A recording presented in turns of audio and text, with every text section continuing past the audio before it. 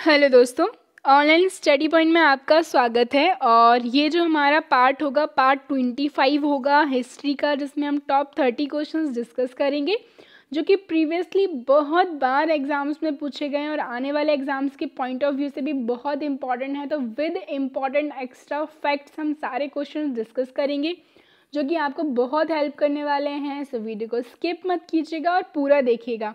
And support करने के लिए प्लीज़ इसको ज़्यादा से ज़्यादा शेयर करें एंड लाइक करें। और अगर आप चैनल पर नए हैं तो जल्दी से चैनल को सब्सक्राइब कर लीजिए, बेल आइकन प्रेस करना ना भूलें जिससे सारे वीडियोस के नोटिफिकेशन आपको मिल सकें। इसके अलावा जो एक और इम्पॉर्टेंट इन्फॉर्मेशन है आपके लिए, so that is about the SSC exams की तैयारी के लिए। ओके, इसको ध्यान में रखते हुए अनअकैडमी लाया है free practice PYQ test series, previous year questions की टेस्ट सीरीज़ है विद एनालिसिस। ओके, जो कि एवरी मंडे टू फ्राइडे होने वाली है in the month of December at 11 AM। Okay, so हम देखें मंडे को जो होगा क्वांटिटेटिव एप्टीट्यूड, ट्यूसडे को इंग्लिश, वेडनेसडे को reasoning and Thursday and Friday को जो है जीए एंड जीएस होने वाला है। ठीक है, जिसमें डेली टेस्ट होंगे और सेम डे एनालिसिस होगा by the Unacademy's top educators. इस टेस्ट में प्रीवियस ईयर्स के क्वेश्चंस होंगे, इससे आपकी एग्ज़ाम्स की जो तैयारी है वो काफ़ी आसान होगी और हेल्पफुल होगी। सो देर मत कीजिए, जल्दी से जाके एनरोल कीजिए अगर आपने अभी तक एनरोल नहीं किया है।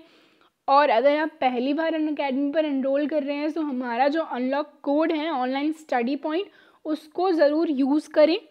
ओके, और इससे आप जो है टेस्ट को फ्री अटैम्प्ट कर पाएंगे। साथ ही साथ अगर आप अनअकैडमी का प्लस सब्सक्रिप्शन लेते हैं सो उसमें आपको 10% का इंस्टेंट डिस्काउंट भी मिलेगा हमारे इस कोड के साथ। तो देर मत कीजिए, जल्दी से जाके एनरोल कीजिए। एक और इम्पॉर्टेंट इन्फॉर्मेशन, जो करंट अफेयर्स की PDF है नवंबर मंथ की, वो भी लॉन्च हो गई है सिर्फ और सिर्फ 24 रुपीज़ में, जिसमें appointment, schemes, books and author सभी कुछ आपको एक ही जगह पर मिल जाएगा। सो देर मत कीजिए, डिस्क्रिप्शन में लिंक है, जल्दी से जाके परचेस कीजिए।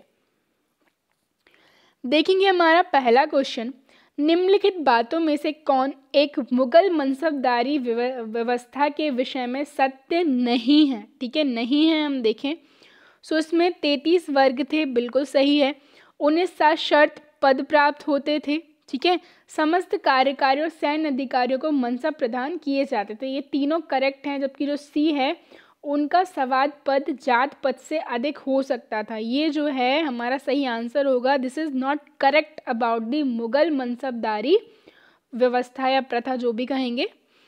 नेक्स्ट देखेंगे क्वेश्चन, निम्नलिखित में से कौन सा एक सही कलानुक्रम है। तो सही कलानुक्रम देखिए तो सबसे पहले आएंगे शंकराचार्य, आफ्टर दैट रामानुजन या फिर Ramanuj, and then Chaitanya Mahaprabhu. Next question देखेंगे, संभाजी के बाद मराठा शासन को निम्नलिखित में से किसने सरल और कारगर बनाया। सही आंसर है बालाजी विश्वनाथ। किस सिख गुरु को अकबर ने जो है 500 बीघा जमीन दी थी। तो सही आंसर है गुरु रामदास। दिल्ली का वह शिक्षा केंद्र जो मदरसा ए बेगम कहलाता था, किसके द्वारा स्थापित किया गया था। तो ये किया गया था महम अंगा के द्वारा। ठीक है, इनके बारे में सभी को पता होगा। She was related eight the time of जो अकबर का था। ठीक है, किशनगढ़ शैली किस कला के लिए प्रसिद्ध है। तो इट इज़ फॉर दी चित्रकला। निम्नलिखित में से कौन सा एक संगीत वाद्य बजाने में औरंगजेब की दक्षता थी। तो सही आंसर है वीणा। औरंगजेब क्या बजाते थे, वीणा बजाते थे। प्रातः काल में गाया जाने वाला राग कौन सा है। तो राग तोड़ी जो है वो प्रातः काल में गाया जाने वाला राग है।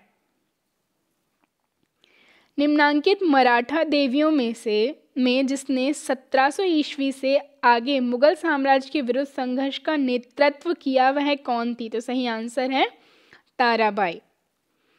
एक इतिहासकार ने पानीपत की तीसरी लड़ाई को स्वयं देखा था, तो वह कौन थे। सही आंसर है काशीराज पंडित। पानीपत की तीसरी लड़ाई पर तो मूवी भी बनी है, जिस किसी ने नहीं देखी है बिल्कुल देखिए। किस सिख गुरु ने विद्रोही राजकुमार खुसरो की सहायता धन एवं आशीर्वाद से की थी। तो सही आंसर है इसका गुरु अर्जुन देव की।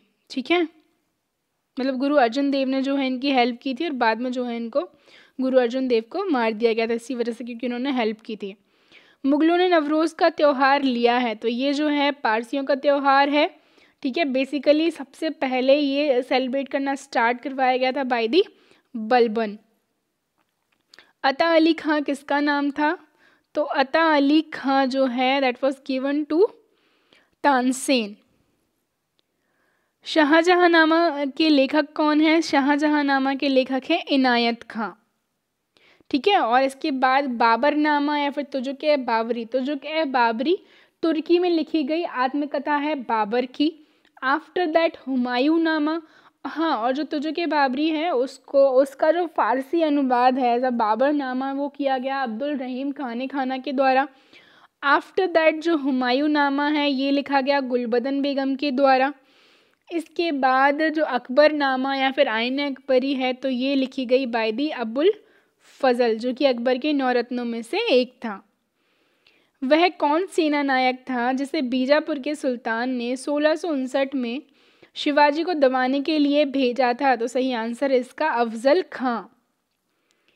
किस सिख गुरु के द्वारा सिखों के खालसा में रूपांतरण किया गया था? सही आंसर है गुरु गोविंद सिंह। मुगल शासन में तांबे का सिक्का कहलाता था, तो तांबे का सिक्का जो है दाम कहलाता था। निम्नलिखित में से किसने साम्राज्य की राजधानी आगरा से दिल्ली स्थानांतरित की थी? तो सही आंसर है शाहजहां। जहांगीर के दरबार में पक्षियों का सबसे बड़ा चित्रकार था? जहांगीर के दरबार में पक्षियों के सबसे बड़े चित्रकार थे मंसूर। अकबर की इच्छानुसार किसने रामायण का फारसी में अनुवाद किया था? तो ये किया गया था अब्दुल कादिर बदायूनी के द्वारा, ठीक है।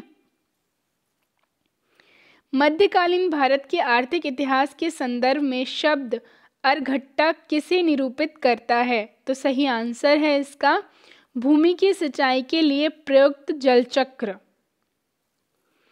निम्नलिखित में से किस एक ने महत्वपूर्ण कृतियां रामचंद्रिका एवं रसिका प्रिया की रचना की थी? तो सही आंसर है इसका केशव। मुगलकालीन भारत में राज्य की आय का मुख्य स्रोत क्या था? तो मुगलकालीन भारत में राज्य की आय का मुख्य स्रोत जो था वो था भूराजस्व यानी कि लैंड रेवेन्यू। 2 अस्पा तथा सिंह अस्पा प्रथा किसने शुरू की थी? तो ये की गई थी जहांगीर के द्वारा। निम्नलिखित में से किस मुगल सम्राट ने शिक्षा संबंधी सुधार किए थे? तो शिक्षा संबंधी सुधार किए गए थे अकबर के द्वारा। किस सुल्तान के काल में खालसा भूमि अधिक पैमाने में विकसित हुई? तो सही आंसर है इसका अलाउद्दीन खिलजी। देखिए अब अलाउद्दीन खिलजी की बात आई है तो हम खिलजी डायनेस्टी के साथ साथ पूरी जो दिल्ली सल्तनत है उसको डिस्कस करेंगे। 1206 से लेके 1526 तक जो है दिल्ली सल्तनत का टाइम पीरियड रहा है, जिसमें 5 डायनेस्टी रही हैं, slave dynasty, Khalji dynasty, Tughlaq dynasty, Syed dynasty and Lodi dynasty. तो स्लेव डायनेस्टी को इस्टेब्लिश किया था कुतुबुद्दीन ऐबक ने, ठीक है, जिन्हें जो कि दिल्ली सल्तनत के भी संस्थापक थे, लेकिन कुतुबुद्दीन ऐबक को दिल्ली सल्तनत का एक्चुअल फाउंडर या फिर कहें वास्तविक संस्थापक कंसीडर नहीं किया जाता, क्योंकि उन्होंने जो है सुल्तान की उपाधि धारण नहीं की थी। ये किया गया था बाय दी इल्तुतमिश, इस वजह से इल्तुतमिश को एक्चुअल फाउंडर ऑफ दिल्ली सल्तनत कंसीडर किया जाता है। अब हम बात करें कुतुबुद्दीन ऐबक से जो क्वेश्चन पूछे जाते हैं, सो इनको लाख बख्श जो है कहा जाता था, ठीक है, उपाधि दी गई थी लाख बख्श की। साथ ही साथ इन्होंने कुतुब मीनार का निर्माण शुरू करवाया था। लेकिन हम बात करें कुतुब मीनार का निर्माण कंप्लीट हुआ था eight the time of Iltutmish, ठीक है, और इल्तुतमिश ने जो है तुर्की चहलगानी जो थी उसकी शुरुआत की थी। 40 अमीरों का एक ग्रुप होता था, ठीक है, सुल्तान की सहायता के लिए। इसके बाद हम बात करें इख्तेदारी प्रणाली, इख्तेदारी सिस्टम जो है वो भी स्टार्ट किया गया था बाय दी इल्तुतमिश। इसके बाद इल्तुतमिश के बाद हम बात करें उनकी बेटी जो है रज़िया, वो नेक्स्ट इम्पॉर्टेंट और एफिशिएंट रूलर रही हैं। आफ्टर दैट जो बलबन जो थे वो लास्ट एफिशिएंट रूलर रहे हैं स्लेव डायनेस्टी के, जिन्होंने नवरोज़ की शुरुआत की। और इसके बाद हम बात करें जो लौह और रक्त की नीति है वो इन्होंने अपनाई। ये कुछ चीज़ें थी। इसके बाद खलजी डायनेस्टी जो है इसकी बात करें, जलालुद्दीन खलजी ने जो है इसको इस्टेब्लिश किया था और उन्हीं की जो है हत्या कर दी गई थी बाय दी अलाउद्दीन खिलजी, ठीक है ना। और अलाउद्दीन खिलजी इनके दामाद भी थे और कज़िन भी थे। आफ्टर दैट जो है अलाउद्दीन खिलजी आते हैं तो वो मार्केट पॉलिसीज़ काफ़ी सारी लेके आते हैं। मार्केट सिस्टम में काफ़ी ज़्यादा सुधार उन्होंने किए हैं। शहनाए मंडी, दीवाने मंडी, इस तरीके की पोस्ट वगैरह ये लेके आते हैं। ठीक है, इसके बाद हम बात करें तुगलक। सो तुगलक जो थे वो सबसे ज़्यादा टाइम पीरियड तक रहे हैं दिल्ली सल्तनत में, जिन्होंने सबसे ज़्यादा टाइम पीरियड तक राज किया है। ठीक है, मोहम्मद बिन तुगलक, फिरोज शाह तुगलक, फिर आते हैं सैयद, फिर इसके बाद आते हैं लोदी। बहलोल लोदी जो होते हैं वो स्थापना करते हैं लोदी वंश की। और लास्ट जो होते हैं वो होते हैं इब्राहिम लोदी, जिनका बैटल होता है with Babur in 1526, first battle of Panipat, जिसके बाद बाबर के द्वारा जो है स्थापना की जाती है मुगल वंश की। किसने सल्तनत काल में डाक व्यवस्था का विस्तृत विवरण दिया है? तो सही आंसर है इसका इब्ने बतूता।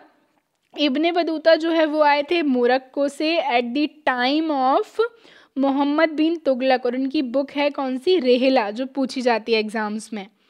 बाबर ने अपने बाबरनामा में किस हिंदू राज्य का उल्लेख किया है? तो सही आंसर है इसका मेवाड़। साथ ही साथ विजयनगर के रूलर थे कृष्णदेव राय, उनको काफ़ी शक्तिशाली रूलर जो है इन्होंने बताया है। सुभाष चंद्र बोस ने फॉरवर्ड ब्लॉक की स्थापना किस वर्ष की थी? तो ये की गई थी 1939 में। सो गाइज, ये जो थी हमारी आज की वीडियो थी। आई होप वीडियो आपको पसंद आया हो। प्लीज़ इसको ज़्यादा से ज़्यादा लाइक करें, शेयर करें एंड चैनल को सब्सक्राइब करें। ओके, और बेल आइकन प्रेस करें जिससे सारे वीडियोस का नोटिफिकेशन आपको मिले। और भी ज़्यादा अपडेट्स के लिए आप हमें टेलीग्राम, इंस्टाग्राम, फेसबुक पर भी जो है फॉलो कर सकते हैं। और कोई भी क्वेरी के लिए आप जो है हमें डायरेक्ट ईमेल भी कर सकते हैं। Thank you.